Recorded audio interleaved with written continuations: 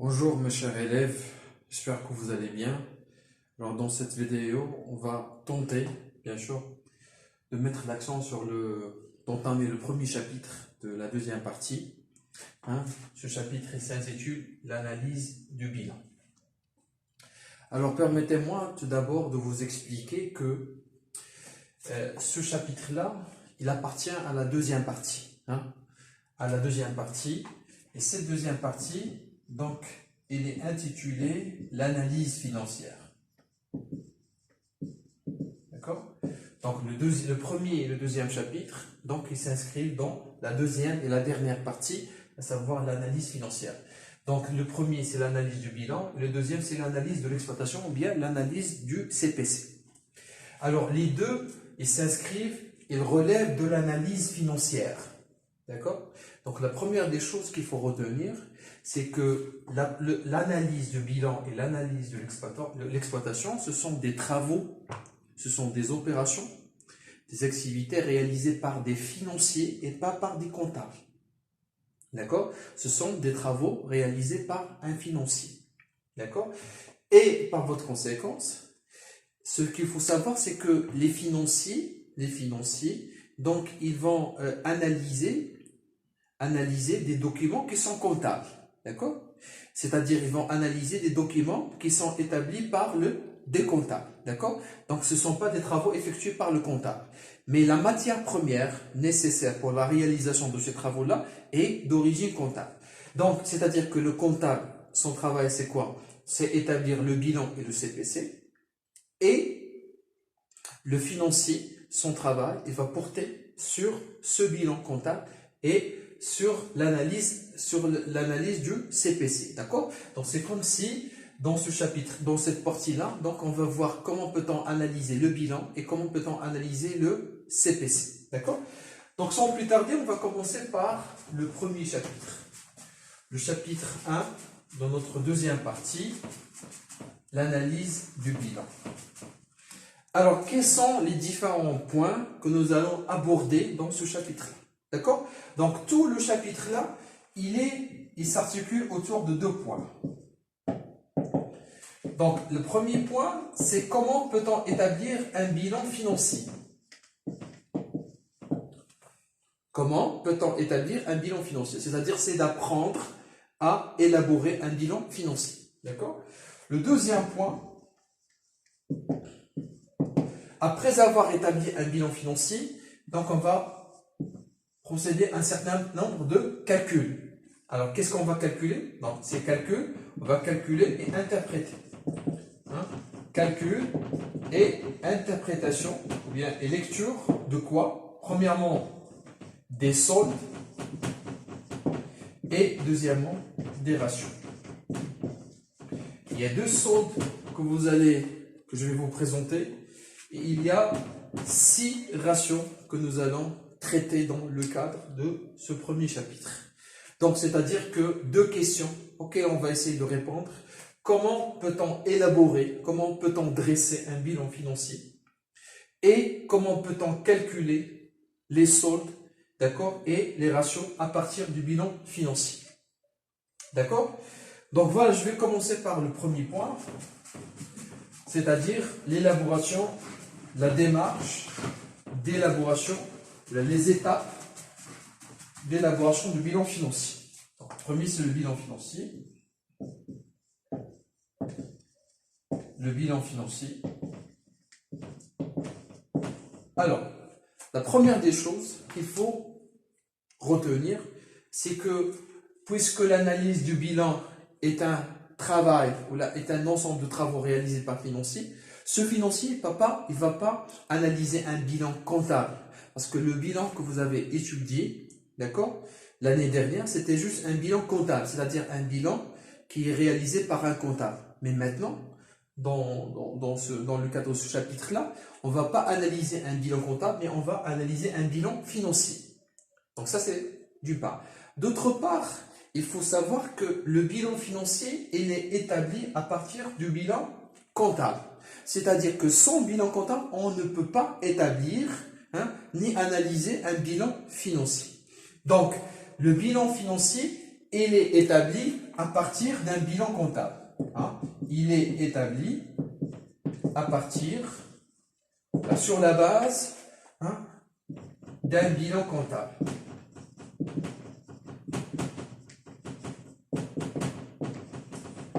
Mais c'est un bilan comptable qui est modifié, hein, c'est-à-dire après avoir introduit, hein, plusieurs changements, plusieurs modifications, d'accord? C'est-à-dire qu'on ne va pas analyser le bilan comptable tel qu'il est, d'accord? Non, mais c'est après des modifications. Et on va voir qu'il existe deux types de modifications, deux types de changements, d'accord?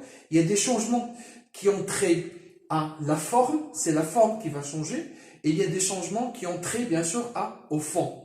Donc, c'est ce que nous allons étudier, c'est ce que je vais vous présenter maintenant dans le cadre de cette première partie du premier chapitre. D'accord? Quelles sont maintenant les modifications à introduire, quelles sont les modifications à opérer, à faire pour qu'on puisse passer d'un bilan comptable à un bilan financier. Alors, tout d'abord, je vais commencer par la structure, par la forme. D'accord? Je vais essayer de comparer, on va essayer de comparer le bilan comptable et le bilan financier au niveau de la forme. Qu'est-ce qui change? D'accord? Au niveau de la structure. C'est-à-dire, ici, on va se focaliser sur l'aspect extérieur. D'accord? Alors, je vais commencer par le bilan comptable. Le bilan comptable. Donc, ça, c'est notre point de départ. Et le bilan financier, c'est notre point d'arrivée, c'est-à-dire c'est notre objectif. D'accord? On va partir du bilan comptable pour arriver à un bilan financier. D'accord? Donc le bilan comptable, comment il se présente? Donc le bilan comptable, comme tout le monde le sait, c'est un tableau à double colonne. D'accord? Il y a actif. Il y a actif, mais dans l'actif, qu'est-ce qu'on trouve? On trouve le brut. D'accord? Deuxième colonne, c'est l'amortissement et provision. Amortissement et provision. Et puis, on a le net. D'accord? Ici, dans le passif, on a le passif, c'est la deuxième colonne, et les montants, bien sûr, des éléments du passif.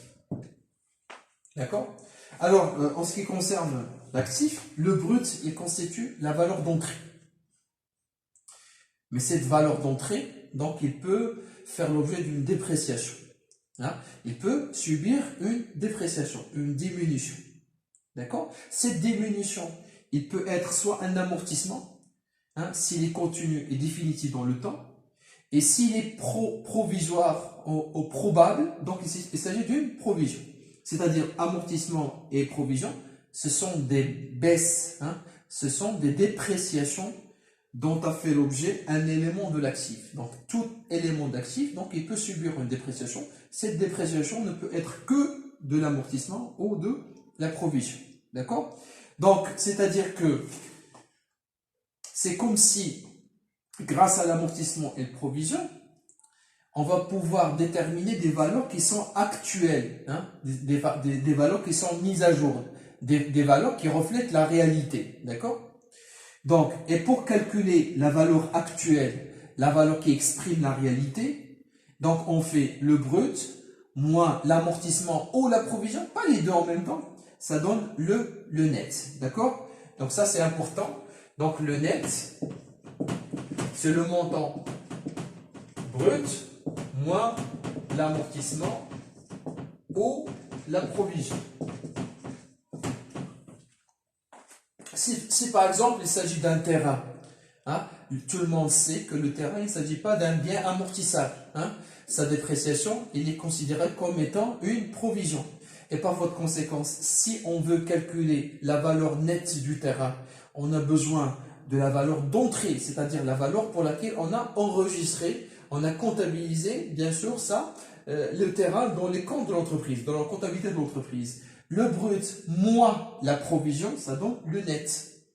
S'il s'agit par exemple d'un matériel de transport, c'est un bien amortissable, c'est une immobilisation amortissable, ça veut dire sa dépréciation ou sa baisse, hein, est un amortissement. D'accord?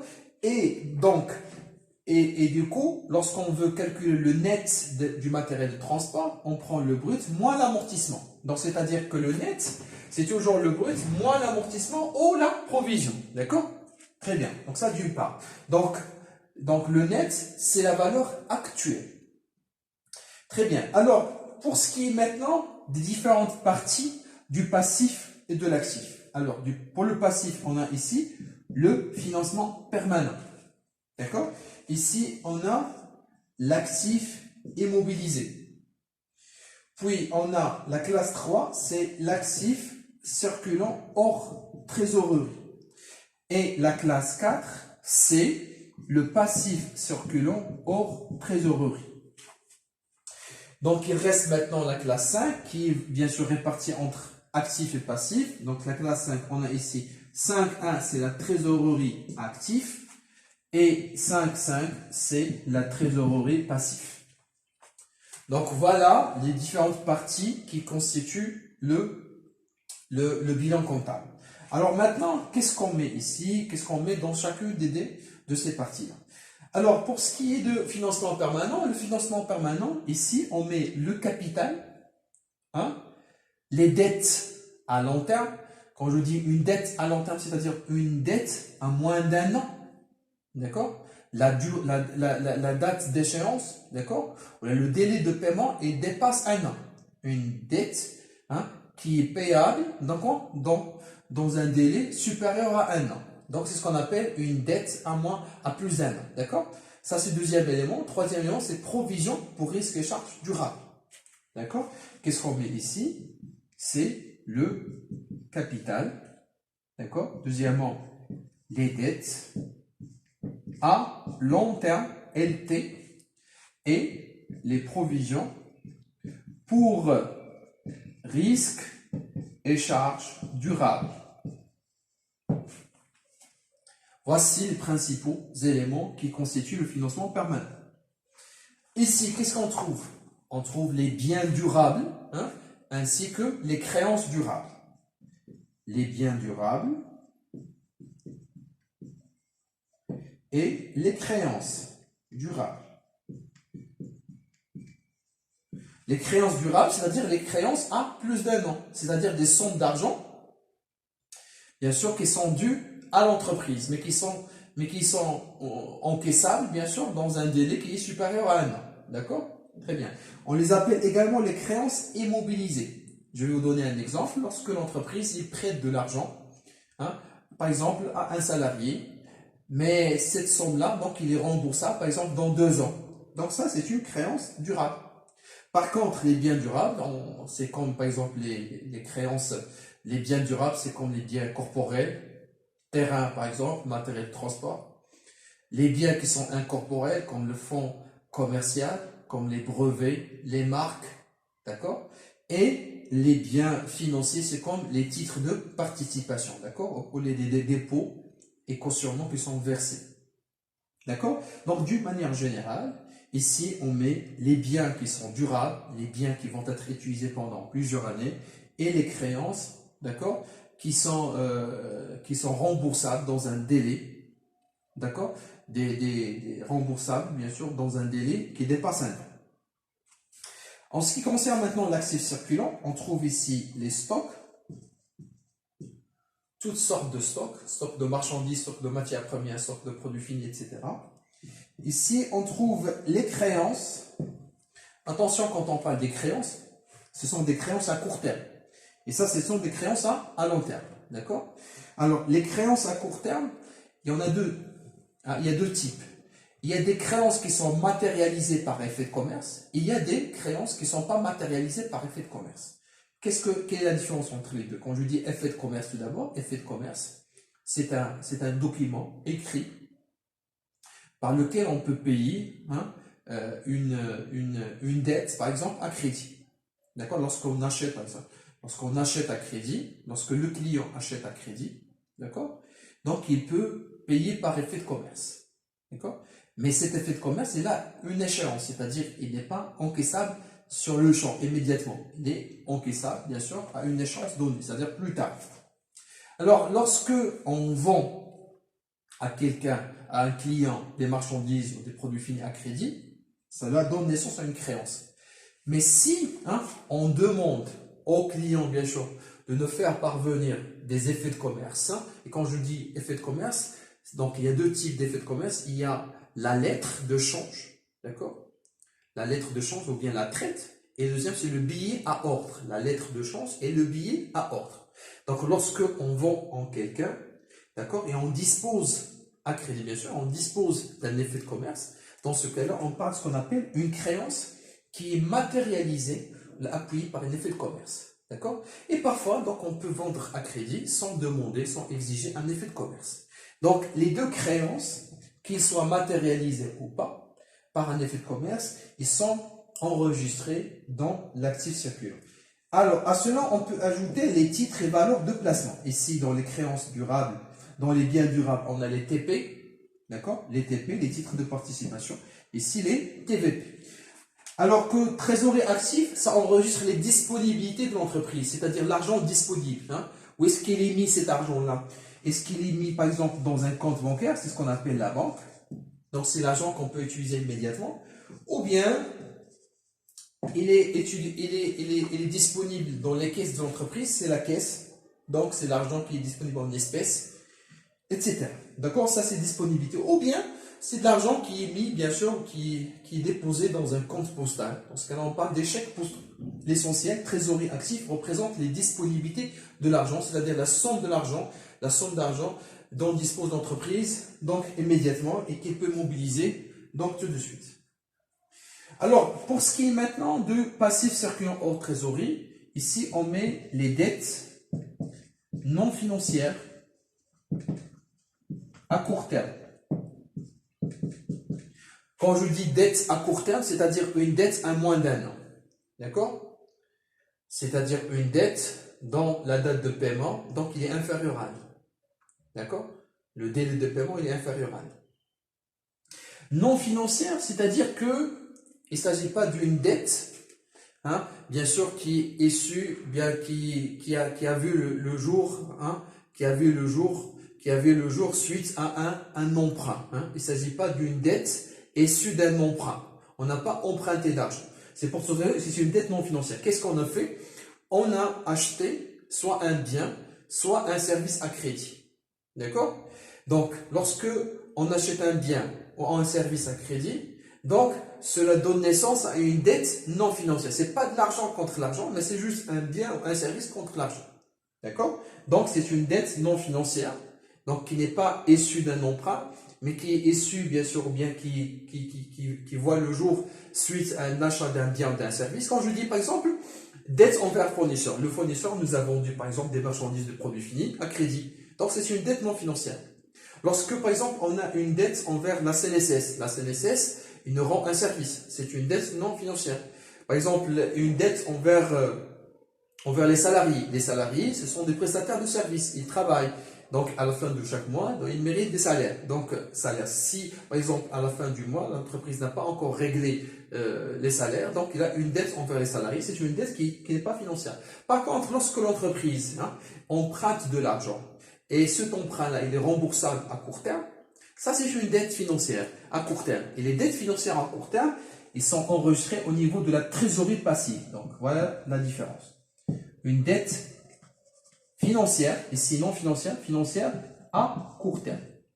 D'accord? C'est-à-dire que les deux dettes, ce sont des dettes à court terme, sauf que la première, c'est une dette non financière, la deuxième, c'est une dette financière à court terme. D'accord? Donc ça, en ce qui concerne le bilan comptable. Alors, le bilan financier, notamment le bilan financier condensé, on va l'appeler comme ça, condensé. Alors, on a toujours deux colonnes, c'est l'actif. Ici, on n'a pas brut, amortissement et net, on a juste les montants, actifs, montant, et passif, montant. D'accord? Alors, ici, l'actif, il est divisé en trois parties. Alors que l'actif d'un bilan financier, il est divisé en quatre parties. Alors, la première partie, on l'appelle valeur immobilisée. Au lieu d'actifs immobilisés, c'est valeur immobilisée. D'accord? On va voir qu'est-ce qu'on y met. Deuxièmement, c'est valeur d'exploitation. Valeur d'exploitation, toujours valeur. D'accord? Puis, on a les valeurs réalisables. Valeur quoi? Réalisable. Et puis, valeur disponible. Valeur disponible. D'accord? Donc, je répète, valeur immobilisée, valeur d'exploitation, valeur réalisable et valeur disponible. D'accord? Ici, on a les capitaux propres. Capitaux propres. Puis, on a les dettes à long et moyen terme. Et puis, on a les dettes à court terme. Donc, au niveau de la forme, il semble bien que les deux bilans ils sont différents hein, au niveau de la forme. Hein, je n'ai pas encore parlé du fond, d'accord? Au niveau de la forme, d'accord? Alors, maintenant, quels sont les éléments, bien sûr, qui rentrent dans les valeurs immobilisées, dans les valeurs d'exploitation, etc., etc. Donc, alors, en ce qui concerne les valeurs immobilisées ne sont autres que l'actif immobilisé. C'est-à-dire que dans les valeurs immobilisées, on enregistre les biens durables, d'accord, et les créances immobilisées, les créances à long terme. D'accord? Donc, c'est-à-dire que c'est l'équivalent. Les valeurs immobilisées, c'est l'équivalent de l'actif immobilisé. Donc, ça, au niveau de la composition. Les valeurs d'exploitation ne sont autres que les stocks. Ce sont les stocks. C'est-à-dire que la valeur d'exploitation, c'est juste une partie de l'actif circulant. Parce que dans l'actif circulant, on a dit que on trouve les stocks, les créances et les titres et valeurs de placement. D'accord? Il y a trois éléments. Alors que les valeurs d'exploitation donc représentent uniquement les stocks, hein, tous les stocks de l'entreprise. D'accord? Valeur réalisable, ils comprennent deux éléments. Ils comprennent ce qui reste de l'actif circulant, après avoir bien sûr exclu les stocks, les créances et TVP. Ici, il y a les créances et les TVP. D'accord? C'est-à-dire que les valeurs d'exploitation et les valeurs réalisables représentent l'actif circulant. Donc toujours ça au niveau de la forme. Et les valeurs disponibles ne sont autres que la trésorerie active. C'est-à-dire que les valeurs immobilisées, c'est l'actif immobilisé. Les valeurs disponibles, c'est trésorerie active. Et l'actif circulant, donc il a fait l'objet d'une scission, d'une répartition. D'accord? Il a fait l'objet d'une répartition. Il a été divisé en deux. D'accord? Il a donné naissance, premièrement, aux valeurs d'exploitation qui constituent les stocks. Et le reste, c'est-à-dire les valeurs réalisables qui comprennent les créances et les titres et valeurs de placement. D'accord? Très bien. Alors, maintenant, en ce qui concerne les capitaux propres, passifs, les capitaux propres. Alors, les capitaux propres, c'est-à-dire que, quand je dis capitaux propres, c'est-à-dire que ce sont des capitaux non empruntés. Hein? Ce sont des capitaux non empruntés. Ce sont des capitaux internes. Ce ne sont pas des capitaux qui viennent de l'extérieur. D'accord? Capitaux propres. Alors, on va voir que dans les capitaux propres, il n'y a pas que le capital. Il y a le capital, il y a les réserves, d'accord? Et il y a le résultat net, le résultat de l'entreprise. Tous ces éléments-là, c'est de l'argent propre à l'entreprise. D'accord? C'est de l'argent créé par l'entreprise, qui n'est pas emprunté. C'est gratuit, d'accord? C'est-à-dire ça n'engendre aucune charge. D'accord? Donc, le capitaux propre comprennent, hein, d'accord? Donc, principalement le capital, les réserves et le résultat net. Les dettes à long et moyen terme, ce sont les dettes à long terme et les provisions pour risques et charges durables. D'accord? Donc, c'est-à-dire que si on enlève les capitaux propres, ce qui reste du financement permanent, c'est ces deux éléments, à savoir les dettes à long terme ainsi que les provisions pour risques et charges durables. C'est-à-dire ici, on trouve les dettes à long terme et les provisions pour risques et charges durables. Durables, à plus d'un an. Provisions pour risques et charges durables.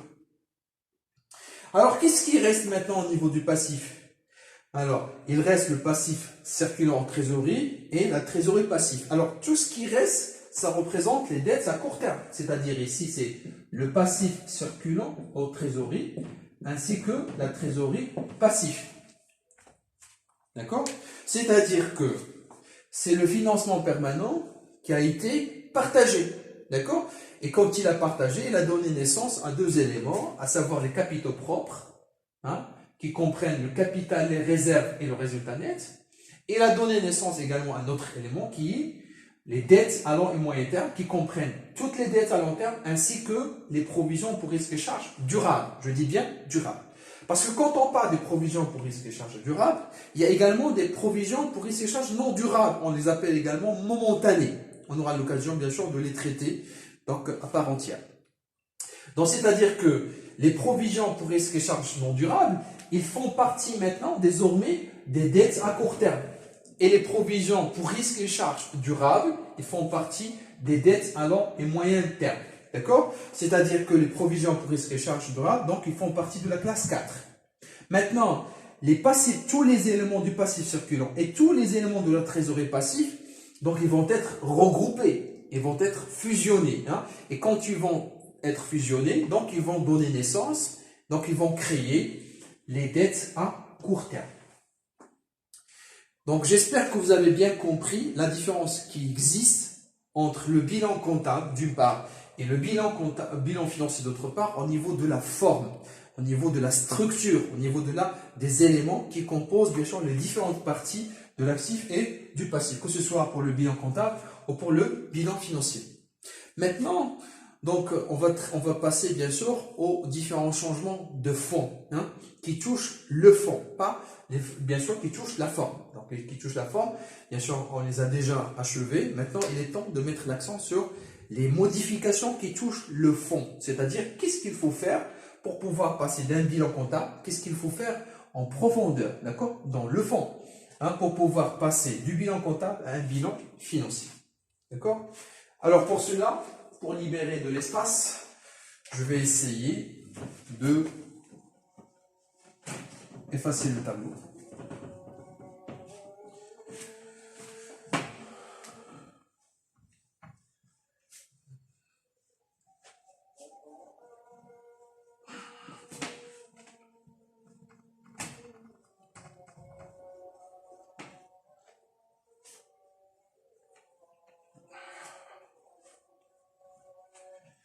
Alors, maintenant, les changements qui touchent le fond. Les changements à faire pour passer d'un bilan comptable à un bilan financier.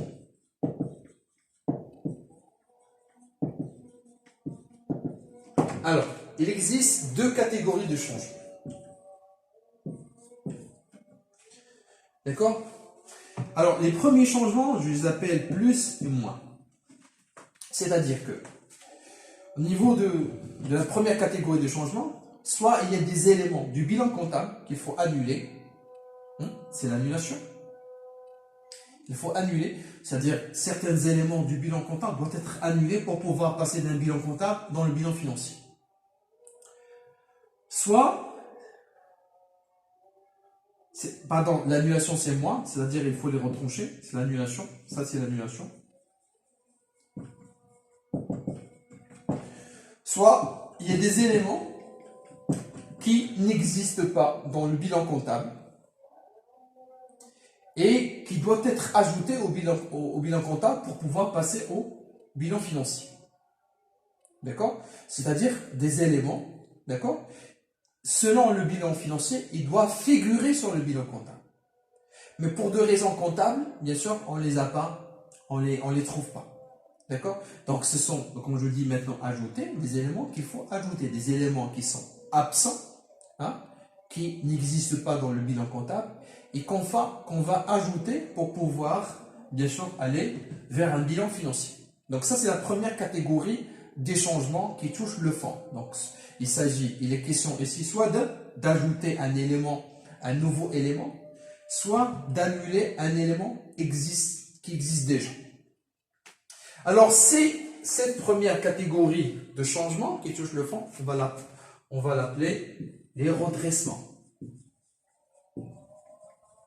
Les redressements, c'est-à-dire qu'il y a des éléments qu'il faut redresser. Alors, redressement, il peut prendre l'une des deux formes.